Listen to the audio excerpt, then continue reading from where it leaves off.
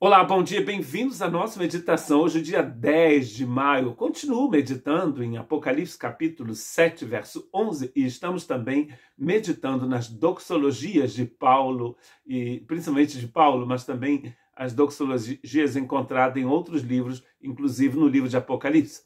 Apocalipse capítulo 7, verso 11 diz: todos os anjos estavam em pé ao redor do trono dos anciãos e dos 4 seres viventes. Eles se prostraram com o rosto em terra diante do trono e adoraram a Deus. E a nossa doxologia de hoje vem da carta de Paulo aos Efésios, no capítulo 3, o verso 21. A ele seja a glória na igreja e em Cristo Jesus, por todas as gerações, para todos sempre. Amém.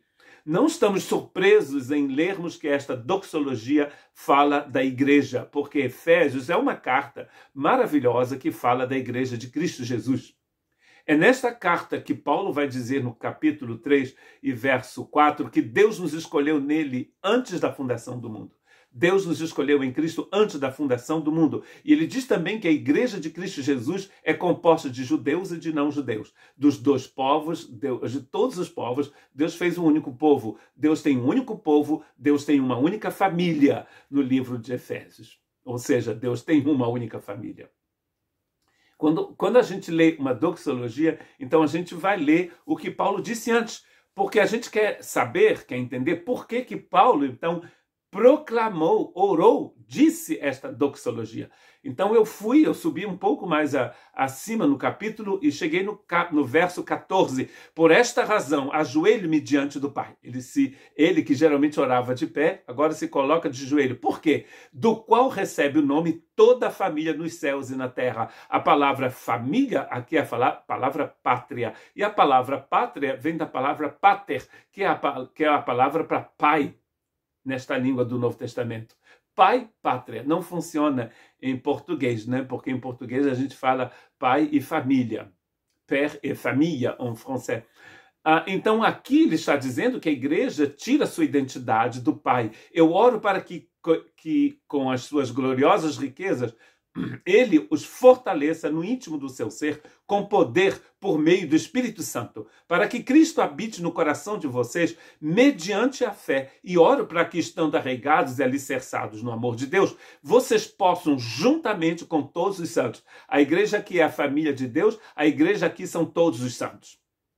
A palavra santo quer dizer separado. Então, eu sou santo, Santo Júnior, você é santo, Santa Zulmira, Santa Marta, Santa Maria, São Pedro. Todas as pessoas que pertencem a Cristo são santas.